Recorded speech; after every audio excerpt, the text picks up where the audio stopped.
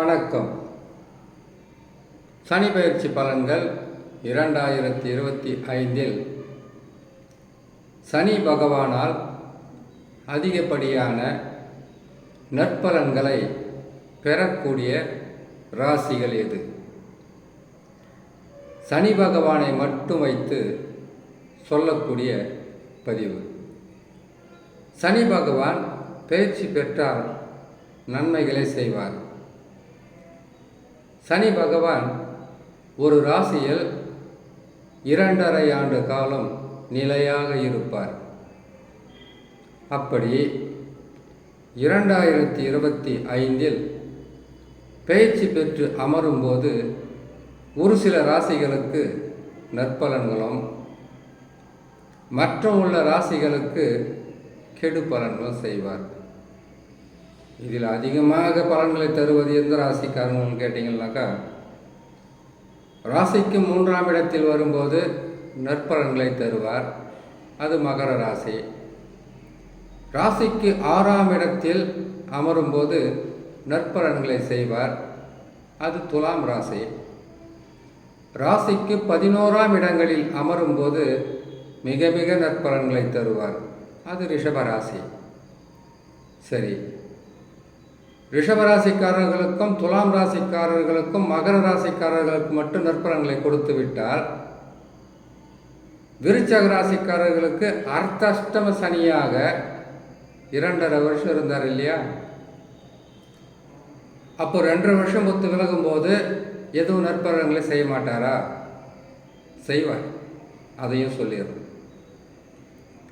அஷ்டம சனியில் என்ன செய்வது, எப்படி செய்வது, எதை செய்து வாழ்க்கையை காப்பாற்றிக் கொள்வது என்பதை பற்றி நித்தமும் ஆராய்ந்து கொண்டிருக்கக்கூடிய கடகராசிக்காரர்களுக்கு அஷ்டம சனி விலகினால் நற்பலன்களை செய்ய மாட்டாரா? கட்டாயம் செய்வார். ஒரு பதிவை நான் போடும்போது சனி பகவான் இதை செய்வார், சனி பகவான் இப்படி செய்வார் என்று ஒரு விளக்கத்துடன் நான் சொல்லுவேன். அது மட்டும் இல்லாமல் தசாவை பற்றி சொல்கிறது, சனி பகவான் கெட்ட இடங்களில் வரும்போது எவ்வளவு பாதகங்களை தருவார் என்பதையும் மிகவும் தெளிவாகவும் துல்லியமாகவும் சொல்லிடலாம். இதில் புரிந்து கொள்ள வேண்டியது உங்களுடைய பொறுமை, நிதானம், அமைதியாக கேட்டால் தான் புரிஞ்சிக்க முடியும். இது வேகமான உலகம். வேகமான உலகத்தில் வேகமான முன்னேற்றம் இருக்கணும், வேகமாக வெற்றிகளை பெறணும், வேகமாக அனைத்தையும் செய்து சாதிக்கணும் என்கின்ற எண்ணங்கள் நிறைய பேர்கிட்ட இருக்கும். நீங்கள் ஓடுறது தப்பு இல்லை, முதலில் உட்கார்ந்து யோசிங்க. அதுக்கு பிறகு தேவைகள் என்னன்றது புரிஞ்சுக்குங்க. தேவைகளுக்காக மட்டும்தான் நாம் தேடணும். அதுக்கு மேலே கடவுள் உங்களுக்கு கொடுக்குறாருனாக்கா இறை சித்தம், உங்கள் ஜாதகம் பலம். அப்படி இருக்கும்போது சனி பகவான் 2.5 ஆண்டு காலம் நற்பலன்களை செய்கிறார்னு வச்சுக்கோங்களேன். அடுத்து 2.5 ஆண்டு காலம் கெடு பலன்களைத்தான் தருவார். சனி பகவானை பொறுத்த வரையில் 2.5 வருஷம் நல்லது செய்வார், அதுக்கப்புறம் 2.5 வருஷம் இல்லை 5 வருஷம் இல்லை 7.5 வருஷம்னு தொடர் துன்பங்களை கொடுத்துருவார். நன்மைகள் என்பது சனி பகவான் தருவது சிறிதளவு தான். ஒவ்வொரு ஜாதகத்துக்கு பெரிய அளவிலையும் கொடுப்பார். அவங்களுக்கு சனி பகவான் மாற்றம் பெற்று நல்ல இடங்களில் அமரும்போது அவர்களுக்கு நடக்கூடிய தசா நல்லதாக இருந்தால் மிகப்பெரிய வெற்றியை கொடுத்துருவார். சாதாரணமாகவே வாழ்ந்துக்கிட்டு இருந்தவங்களை கூட ஒரு வசதியான வாழ்க்கையை கொடுத்து விடுவார். அது எல்லோருக்கும் அமையாது. அது எல்லா ஜாதகத்திலும் இருக்கிறதும் கிடையாது. ஆசை வார்த்தை என்பது உங்களுக்கு பெருசாக சொல்லி மனசை கஷ்டப்படுத்தக்கூடாது. ஒவ்வொரு பதிவிலையும் நான் சொல்லக்கூடியது, சனி பகவானை சொல்கிறேன்னா கூடவே ராகு கேதையும் பார்க்கணும்.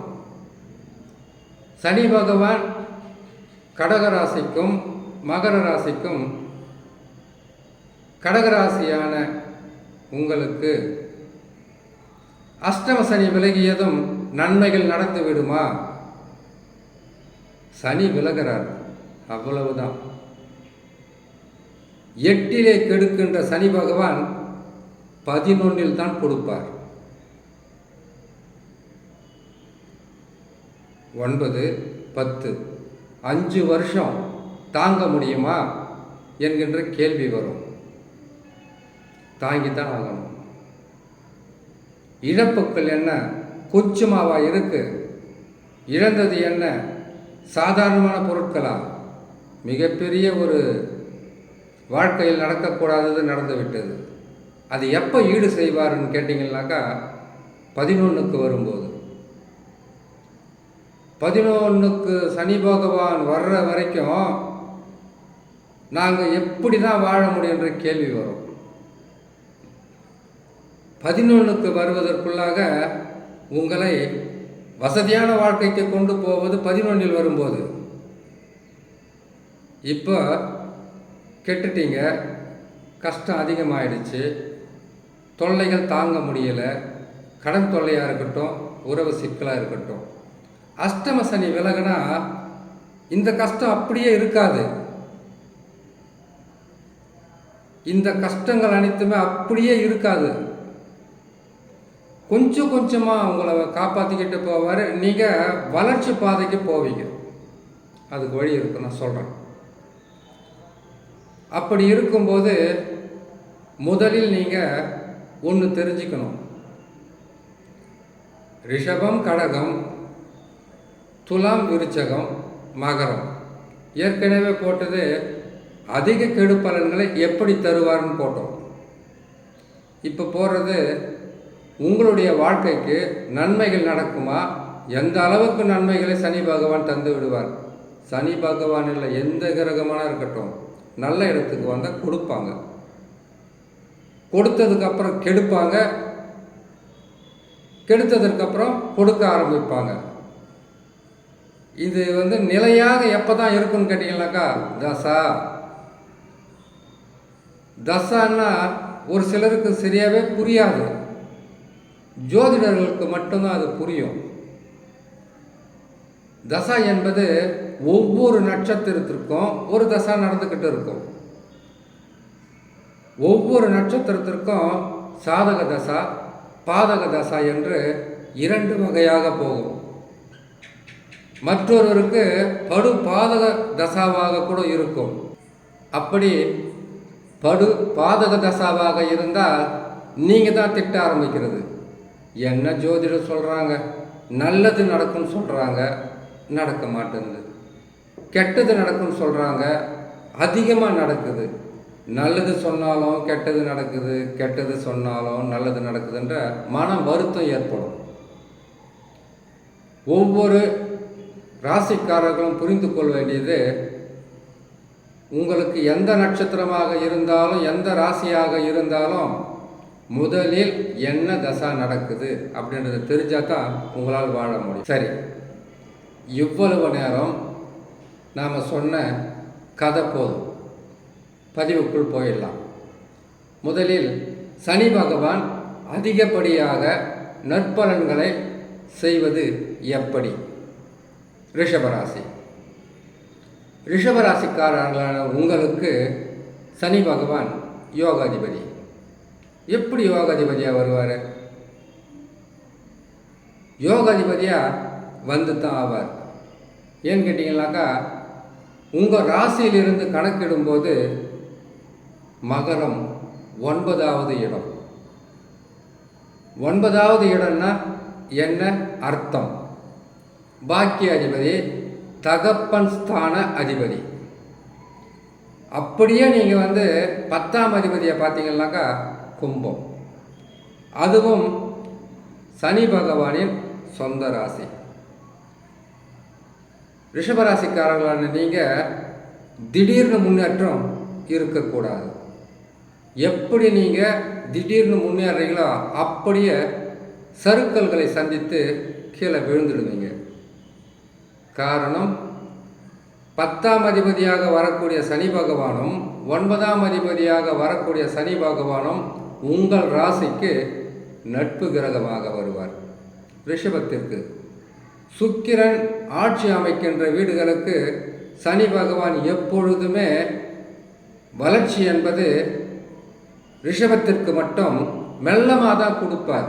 ஆனால் அது நிரந்தரமாக கொடுப்பார். எது செய்தாலும், கெடு பலன்களே தந்தாலும் மறக்க முடியாத அளவுக்கு இருக்கும். நற்பலன்களை செய்கிறாரா, மெல்ல மெல்ல வளர்ச்சி இருக்கும். இப்படிப்பட்ட பலன்களை தரக்கூடிய சனி பகவான் 11ஆம் ராசி.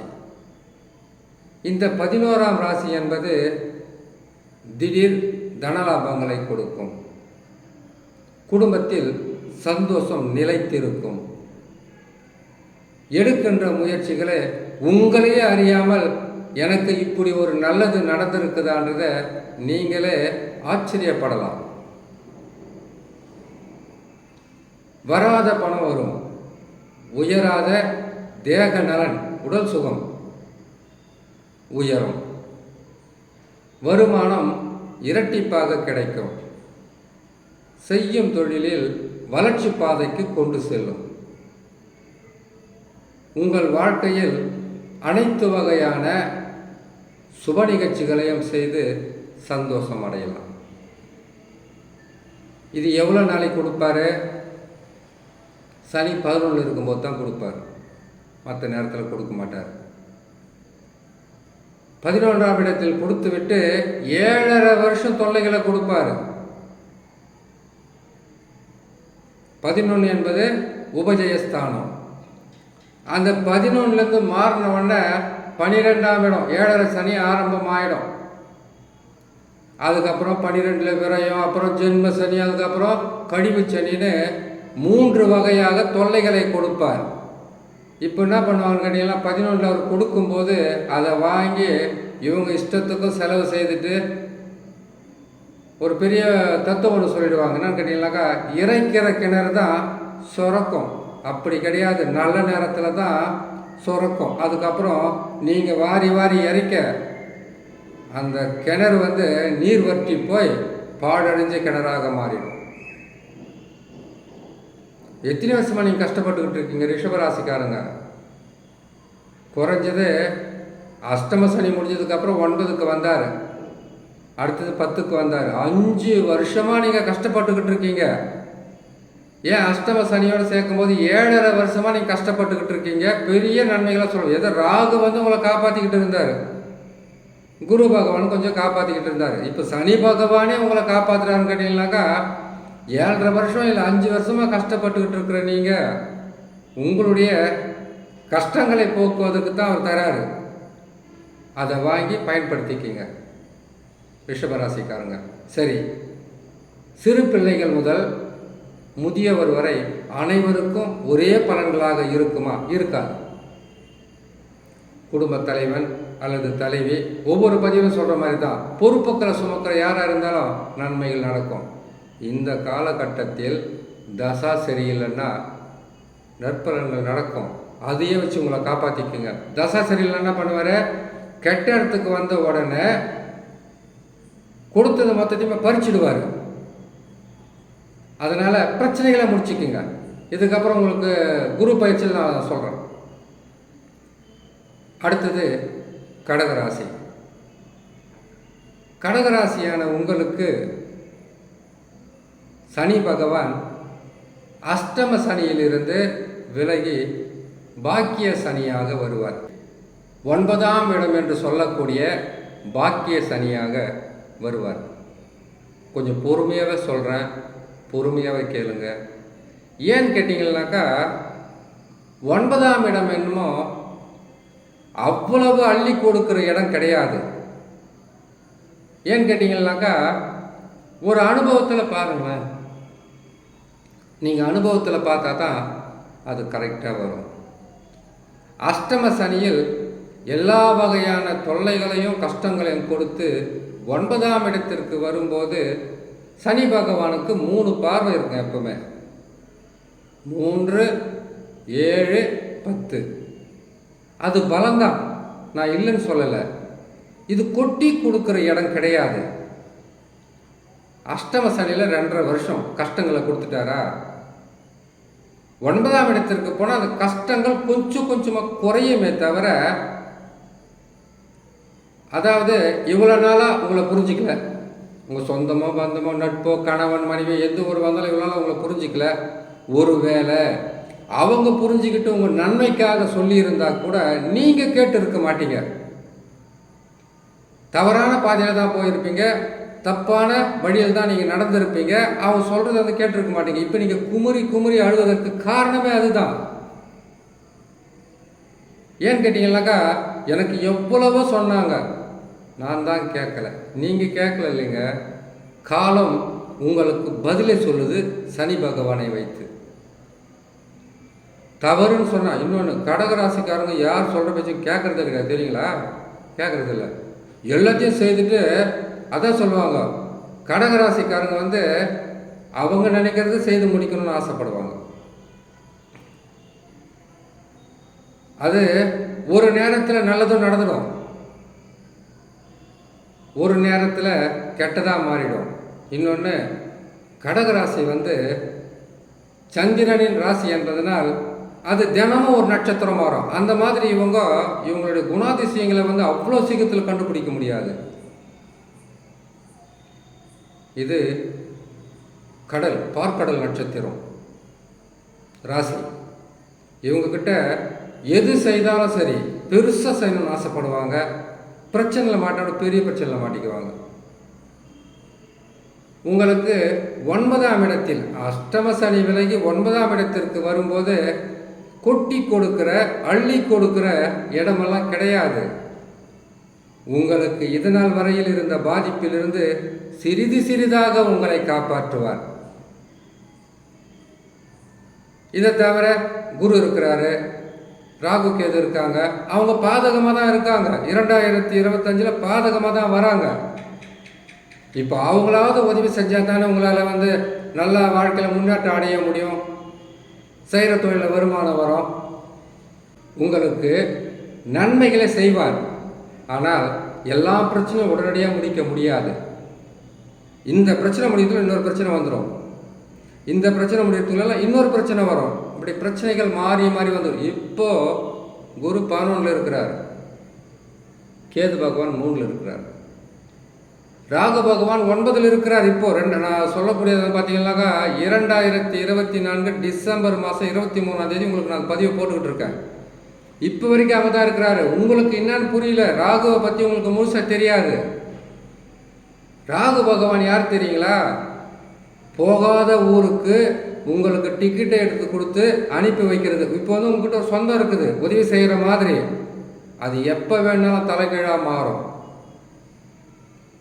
இப்போ சில நட்புகள் இருக்கிறாங்க, உதவி செய்கிற மாதிரி நடிக்கிறாங்க.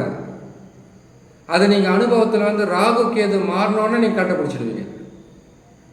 யாரையுமே கடகராசிக்காரங்க அவ்வளோ சீக்கிரத்தில் நம்புறதே கிடையாது.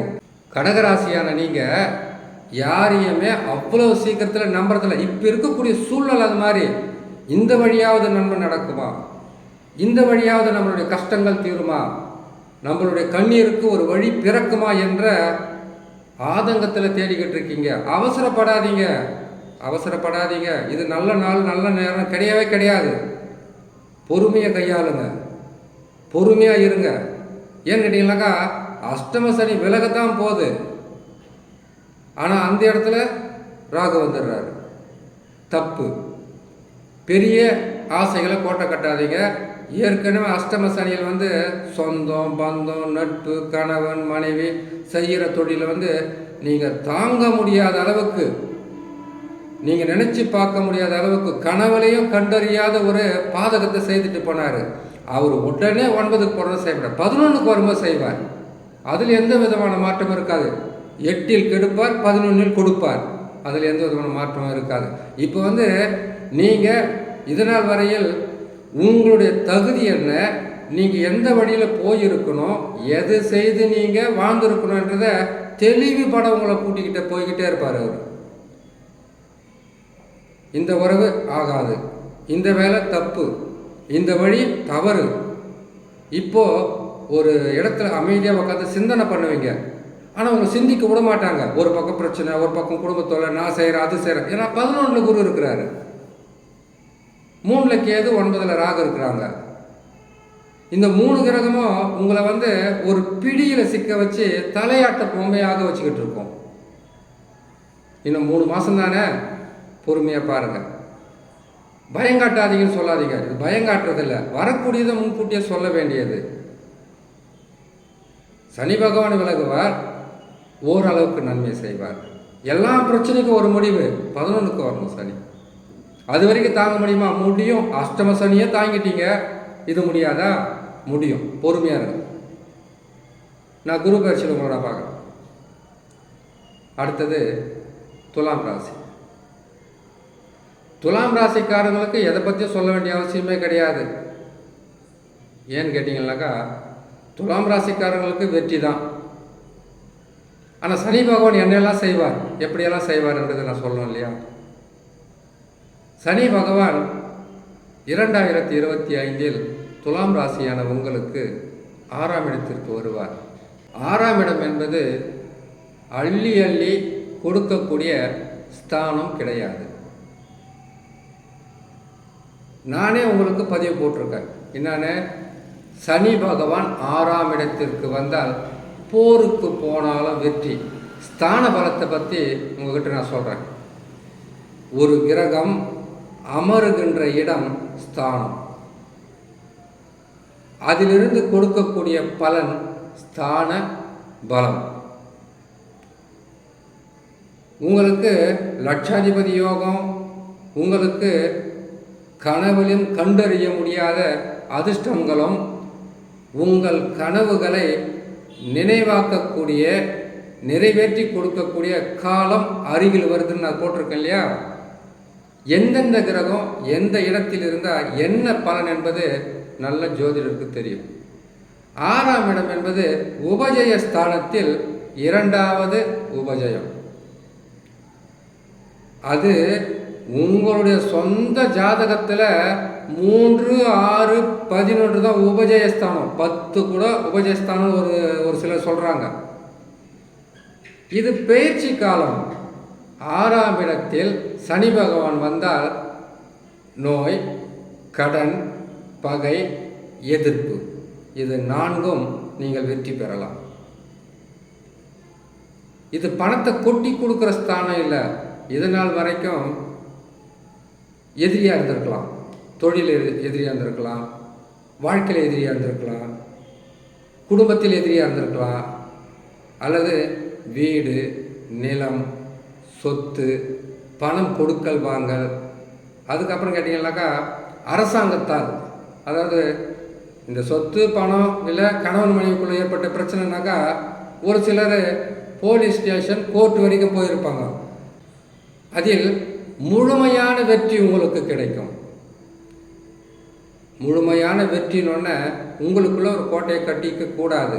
ஏன்னு கேட்டிங்கனாக்கா இதனோட தசா ஒத்துழைக்கணும். உங்களுக்கு தசா வலிமையாக இருந்தால் இந்த காலகட்டத்தில் பல ஆண்டுகளாக இருந்த கடன் தீரும், பல ஆண்டுகளாக இருந்த பகை வேரோடு அருந்து போகும், பல ஆண்டுகளாக உங்களுக்கு இருந்த அந்த அரசாங்கத்தால் இருந்த தொல்லைகளும் முற்றிலும் விலகும், உடலில் இருந்த நோய் இல்லாமல் போகும். நோய், கடன், பகை, எதிர்ப்பு, இந்த ஸ்தானத்திற்குத்தான் சனி பகவான் வராரு. துலாம் ராசியான உங்களுக்கு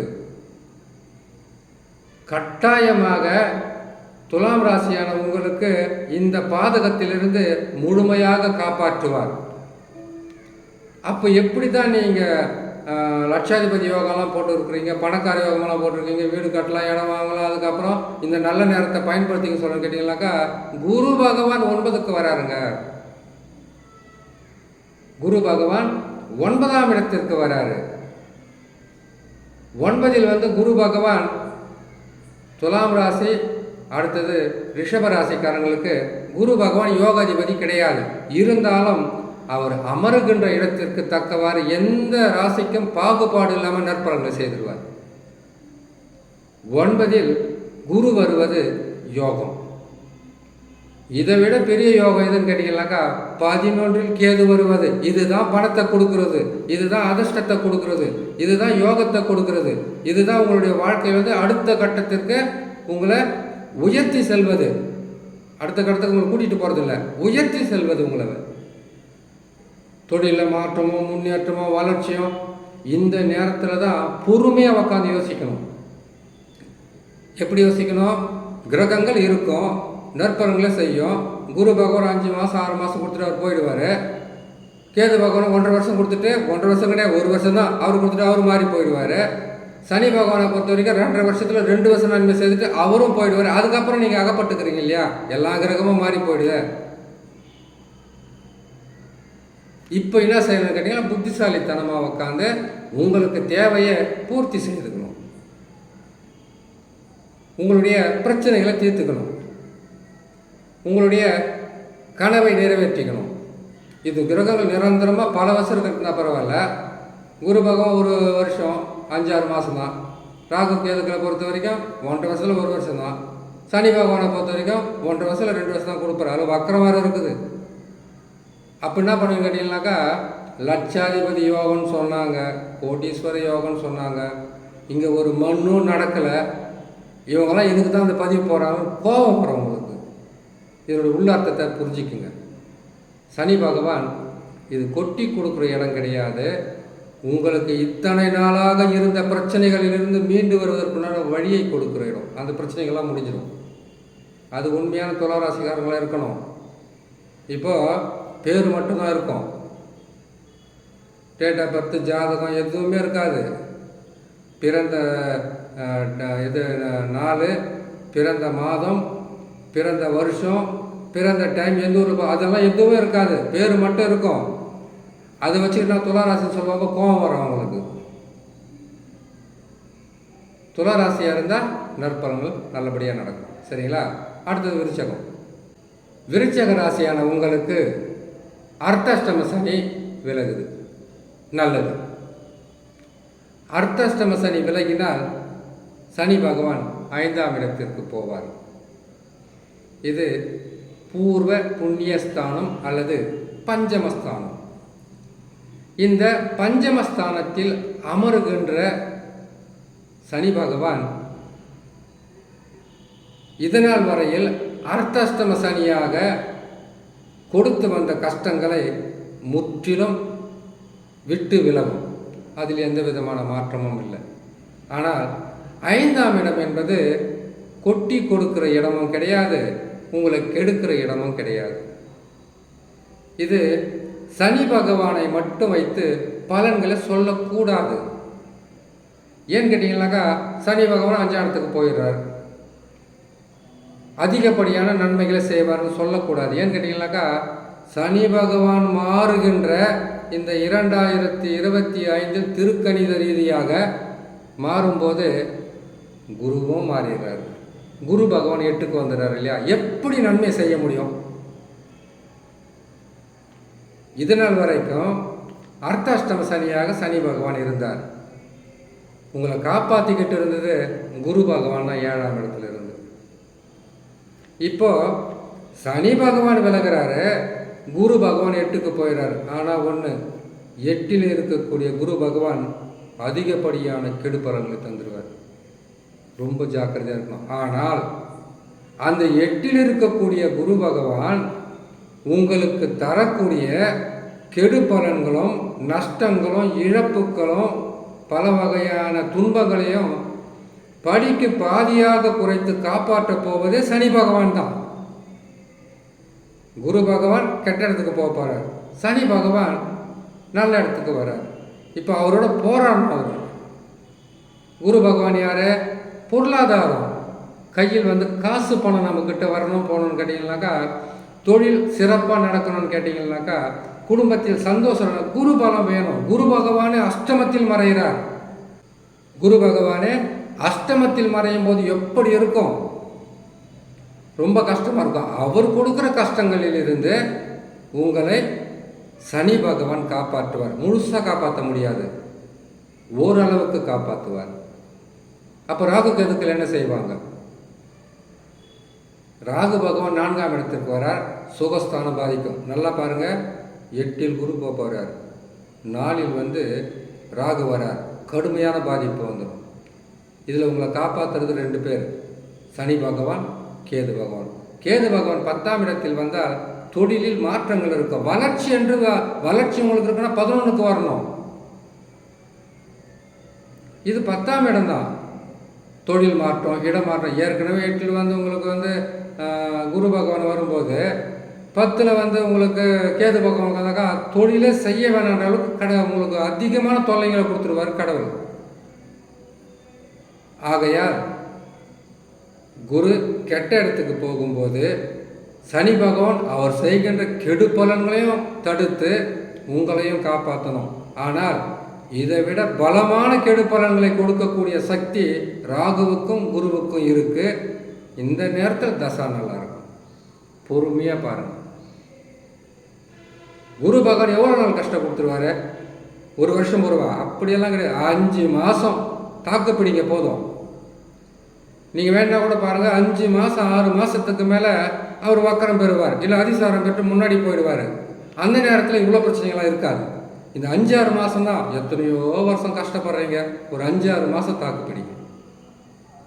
அடுத்தது மகரம். மகர ராசிக்காரர்களான உங்களுக்கு சனி பகவான் 7.5 சனியிலிருந்து முழுமையாக விலகப் போகிறார். 7.5 சனியிலிருந்து முழுமையாக விலகப் போகிறார். அது திருக்கணிதத்தில் தான். வாக்கிய கணிதம் 2026 சொல்லியிருக்காங்க. திருக்கணிதம் என்பது கூட கரெக்டாக வரும். இருந்தாலும் ஒரு பிரச்சனையாக இருக்குது. எந்த கடவுளை கும்பிட்டா நல்லது நடக்குமோ, எந்த கோயிலுக்கு தான் போகிறது? கோயிலுக்கு போய் போய் கால் தான் வலிக்குது, கும்பிட்டு கும்பிட்டு கை தான் வலிக்குது, மனசுக்குள்ளே நினச்சி கண்ணீர் தான் வருது. மீண்டு வர முடியுமா? பிரச்சனைகளை முடிக்க முடியுமா? எத்தனை உறவுகள் இருக்கிறாங்க, அத்தனை உறவுகளும் உதாசனப்படுத்துகிறாங்களே. இதை கேட்டுக்கிட்டு இந்த பிள்ளைங்களுக்காக வாழ்கிறேன், இந்த பிரச்சனையை தீர்க்கறதுக்காக வாழ்ந்துக்கிட்டு இருக்கேன். நான் நடப்பிணமாக கூட வாழலை, கிடப்பிணமாக வாழ்ந்துக்கிட்டு இருக்கணும். உள் மனசில் படக்கூடிய கஷ்டங்களை அப்படியே உணர்த்தும் இந்த சனி பகவான் 7.5 சனியாக வந்தார். உங்களுக்கு 7.5 சனி விலகுது, நல்ல விஷயம். சனி பகவான் மட்டும் உங்களுக்கு கஷ்டத்தை கொடுக்கல, கூட ராகு கேது குரு. நான் சொல்லக்கூடிய இவ்வளவு துன்பங்களை நீங்கள் அனுபவிச்சிருந்தீங்கன்னாக்கா கட்டாயமாக தசாவும் சரியில்லாமல் இருந்திருக்கும். ஒரு மனிதனை தலைகீழாக புரட்டி போடுவது குரு சனி ராகு கேது. தசாவும் சரியில்லாமல் இருந்தால் வாழ்க்கையில் ஒரு துளி கூட நன்மைகள் நடந்திருக்காது. சனி பகவான் பயிற்சி பெற்று உங்களுக்கு 2025 3ஆம் இடத்திற்கு வரப்போறார். முன்னேற்றங்களை கொடுத்து விடுவாரா? அள்ளி கொடுப்பாரா? கிள்ளி கொடுப்பாரா? கிள்ளி தான் கொடுக்க முடியும் சனி பகவானால, அள்ளியெல்லாம் கொடுக்க முடியாது. நீங்கள் கோபமாக கூட எடுத்துக்கோங்க, புரியுதுங்களா? இது அனுபவத்தில் தான் நீங்கள் பார்க்கணும். கிள்ளி தான் கொடுப்பாரு, அள்ளியெல்லாம் கொடுக்க முடியாது. காரணம் என்ன கேட்டீங்கன்னாக்கா, அள்ளி கொடுக்கணும்னா கிரகங்கள் வந்து எல்லா கிரகமும் உங்களுக்கு வந்து உதவியாக இருக்கணும். எந்தெந்த கிரகம் உதவியாக இருக்கணும்? குரு சனி ராகு கேது. சனி பகவான் 7.5 சனியில் விலகிறாரு. சனி பகவான் 7.5 சனியில் விலகும் போது விலகுகின்ற இதே 2025 குரு பகவான் 6ஆம் இடத்திற்கு போறார். ராகு கேதுக்களும் உங்களுக்கு படு பாதகத்தை செய்யக்கூடிய இடத்துக்கு போறாங்க. இதுக்கப்புறம் படு பாதகம் செய்தா என்ன, செய்ய கட்டினா எல்லாமே தான் போச்சுன்ற ஒரு கேள்வி வரும். கேதுவை பற்றி உங்களுக்கு முழுசாக தெரியாது. கேது பகவான் 8ஆம் இடத்திற்கு வந்தால் அங்கத்தில் ஈனம் வரும்னு சொல்லுவாங்க. அங்கத்தில் ஈனம் வரும். இது வரைக்கும் எவ்வளவோ கஷ்டத்தை சந்தித்து வந்திருப்பீங்க. இது அனுபவத்தில் பாருங்கள். கேது பகவான் 8ஆம் இடத்திற்கு வராரு இல்லையா, அப்போ பாருங்கள், இதுவரையில் இல்லாத திடீர்னு ஒரு நோய் ஒன்று உருவாகும். இல்லை இதனால் வரைக்கும் இல்லாத அளவுக்கு சிறு காயங்கள் ஏற்படும். இல்லை இதனால் வரைக்கும் எவ்வளவோ சமாளித்து வாழ்க்கையில் வந்துட்டீங்க நீங்கள், புருஷன் முன்னாடி எந்த பிரச்சனை இல்லை, திடீர்னு ஏற்பட்டு இப்போ தான் பிளவுகள் ஏற்படும். கிரகங்களுடைய ஸ்தான பலம் அது எல்லாமே. 7 சனி விலக போகுது, நீங்கள் எல்லா பிரச்சனை முடியும். இந்த கிரகங்களும் மாறணும் இல்லையா. எப்படி 2.5 வருஷம் 3ஆம் இடத்துல தான் இருப்பார் சனி பகவான். இப்போது சனி பகவான் 7 சனியிலேருந்து விலகி 3ஆம் இடத்தில் இருக்கிறாருன்னு வச்சுக்கங்களேன். வந்துடுவார் வச்சுக்கோங்க. 6ஆம் இடத்திற்கு குரு போவார். நோய், கடன், பகை, எதிர்ப்பு, அமைதியாக இருந்து எல்லா பிரச்சனையும் அப்படியே உங்களுக்கு பெரிய அளவில் தொல்லைகளை கொடுக்க ஆரம்பிக்கும். அவர்கிட்ட உங்களை காப்பாற்றணும் சனி பகவான். 8ஆம் இடத்திற்கு கேது வருவார். 8ஆம் இடம் என்ன தெரியுங்களா, பொருட்களை திருடு போவது, ஏமாற்றுவது. நல்லாவே பேசிக்கிட்டு இருந்திருப்பாங்க உங்ககிட்ட. அவங்க பேசிக்கிட்டு இருந்ததெல்லாம் காரணம் தெரியுங்களா, ஏதோ ஒரு பொருளை உங்ககிட்ட இருந்து எடுத்துக்கிட்டு போகிறதுக்காக. அந்த பொருள் மேலே தான் அவங்களுக்கு இருக்கும். 7 சனி வரும்போதோ, அர்த்தாஷ்டம சனி வரும்போதோ, கண்டக சனி வரும்போதோ, அஷ்டம சனி வரும்போதோ உங்களுக்கு கெடுதலே செய்யலை சனி பகவான். இது நாள் வரைக்கும் கடகராசினா இருக்கட்டும், மகர ராசினா இருக்கட்டும், விருச்சக ராசினா இருக்கட்டும், 7 சனி சந்திச்சுக்கிட்டு இருக்கிற கும்பராசினா இருக்கட்டும், மேசராசி, அதுக்கப்புறம் மீனராசி கூட இருக்கட்டும், சனி பகவான் கெட்டது செய்கிறதே கிடையாதுங்க எப்பவுமே. இது நாள் வரைக்கும். இப்போ கடகராசி தானே நீங்கள், கடகராசிக்காரங்களுக்கு இது நாள் வரைக்கும் ஒருத்தர் நம்பிக்கிட்டு இருந்தீங்க, அவங்க உங்களை ஏமாத்துனாங்க. அவங்களை ஏமாற்ற வச்சு அவங்க கெட்டவங்களுக்கு தெரிஞ்சிடும். இது நாள் வரைக்கும் நம்பி மோசம் போயிடுது. நல்லவங்களை நீங்கள் வெறுத்தீங்க, கெட்டவங்களை நீங்கள் நம்பினீங்க, தப்பு தானே. இதை உணர்த்திய சனி பகவானுக்கு நன்றி தானே சொல்லணும். அதே மாதிரி மகர ராசி, சொந்தம் முக்கியம், மற்றவங்களுக்கு உதவியை செய்கிறது. இல்லைன்னு கேட்டிங்கன்னாக்கா உங்களுக்கு வாழ்க்கையில் எல்லாமே நல்லது நடக்கும்னு உங்களுக்குள்ளே ஒரு கற்பனை பண்ணிக்கிட்டு இருந்தீங்கன்னாக்கா, இப்போ சனி பகவான் 7 சனியை விட்டு விலக போகிறாரு. எத்தனை வகையான அனுபவ பாடங்களை கொடுத்தாரு. நம்ம கொடுத்தா நம்ம காப்பாற்றி இருந்திருக்கணும், நம்மளை நம்ம காப்பாற்றிருக்கணும். காசு வரும்போதே நம்ம இந்த பிரச்சனையெல்லாம் முடிச்சிருக்கணும். அது முடிக்காமல் போனது தப்புன்னு எவ்வளவு தெளிவான உங்களுக்கு அனுபவ பாடங்களை நடத்தினார். பெத்த தாய் தகப்பனாக இருந்தாலும் அதான் சொல்லுவாங்க, தாயானாலும் பிள்ளையானாலும் வாயும் வேற வயிறும் வேற என்பதை உண்மை என்று உணர்த்திய சனி பகவான். இப்போது குருக்கிட்டேருந்து உங்களை காப்பாற்றணும், கெட்ட இடத்துக்கு போகிறாரு. ராகுக்கிட்ட இருந்து உங்களை காப்பாற்றணும், கெட்ட இடத்துக்கு ராகு வர்றாரு. கேதுக்கிட்ட இருந்து உங்களை காப்பாற்றணும், கெட்ட இடத்துக்கு வர்றாரு. எங்கிருந்து கொட்டி கொடுத்துருவார். இப்போ அவர் 3லேருந்து விலகணுன்னே உங்களுக்கு என்ன கூரை பிடிச்சிக்கிட்ட கொட்டுவார், அப்படியெல்லாம் கொடுக்க மாட்டார். கொஞ்சம் பொறுமையாக இருங்க. சனியுடன் சேர்ந்து ஒரு 5-6 மாதம் கஷ்டங்களை கொடுக்குற குரு பகவான் மாறினா 2 கிரகங்கள் பலமாயிடும். அந்த நேரத்தில் நன்மைகள் நடக்கும். குரு பகவான் பயிற்சி பெற்று 6 மாதம் மட்டும் பொறுமையாக இருக்கு, நன்மைகள் நடக்கும். இதை நீங்கள் அனுபவத்தில் பார்க்கலாம். சரி, குரு பகவான் மாறும்போது ஒரு 6 மாதம் மொத்தம் நற்பலன்கள் கொடுக்குறாருன்னு வச்சுக்கங்களேன். ராகு கேதுக்கள் அந்த நேரத்தில் கெட்ட இடத்துல இருக்கிறாங்களே. இப்போது உங்களுடைய கேள்வி எல்லாம் எப்படி தெரியுமா இருக்கும், இந்த கேள்வியை விட்டுட்டா இன்னொரு கேள்வி, இந்த பதிலை விட்டால் இன்னொரு பதில். எவ்வளோ குழப்பம், அவ்வளவு கஷ்டம், அவ்வளவு மனவேதனை, அவ்வளவு குமுறல்கள் உங்கள் மனசுக்குள்ளே அடங்கி இருக்குது. வெளியில் சொல்ல முடியாது, சொன்னாலும் கேட்க யாரும் இல்லை. அவங்ககிட்ட தான் ஒன்றுமே இல்லையே. அவங்ககிட்ட கேட்டுனா அப்புறம் என்னென்ன, சொந்தமாக வெறுத்து விட்டுட்டாங்க. செய்கிற தொழிலே வருமானம் அவ்வளோ இல்லை. பேருக்கு மனிதனாக வாழ்ந்து கொண்டு இருக்கக்கூடிய மகர ராசிக்காரங்களுக்கு சனி பகவான் பயிற்சி ஆகிறார். அவரால் நன்மைகள் உண்டு. மீதி 3 கிரகங்கள் பாதகம். அவங்களை தடுத்து அவங்க கொடுக்குற கெடு பலன்களை எல்லாமே உங்களுக்கு வராத மாதிரி தடுத்து, அப்போ கூட வரும். சனி பகவான் வரத்தான் இவங்க 3 பேர் தான். 3 பேர் பலமா, ஒரு ஆள் பலமா, 3 பேரால் உங்களுக்கு பலம் வந்துக்கிட்டே இருக்கும். இதை தாங்குங்க போதும். அடுத்தது நன்மை தான். கொஞ்சம் பொறுமையாகவும் நிதானமாகவும் இருங்க. விழுந்த நீங்களே எந்திரிக்கக்கூடிய காலம் வரும். கொஞ்ச காலம் பொறுமையாக இருந்தாலே போதுமானது என்று சொல்லி இதுக்கு பரிகாரம் ஒன்று இருக்குங்க. இறை நம்பிக்கை, குலதெய்வ வழிபாடு, இஷ்ட தெய்வ வழிபாடு, அது மட்டும் இல்லாமல் சனி கெட்டாரா, நீங்கள் சனிக்கிழமை தோறும் நவகிரகங்களை சுற்றி வருவது. குரு கெட்டாரா, வியாழக்கிழமை தோறும் நவகிரகங்களை சுற்றி வருவது. ராகு கேதுக்கள் கெட்டாங்களா, ராகு பகவானுக்கு செவ்வாய்க்கிழமை தோறும் துர்க்கை அம்மனை வணங்குங்க.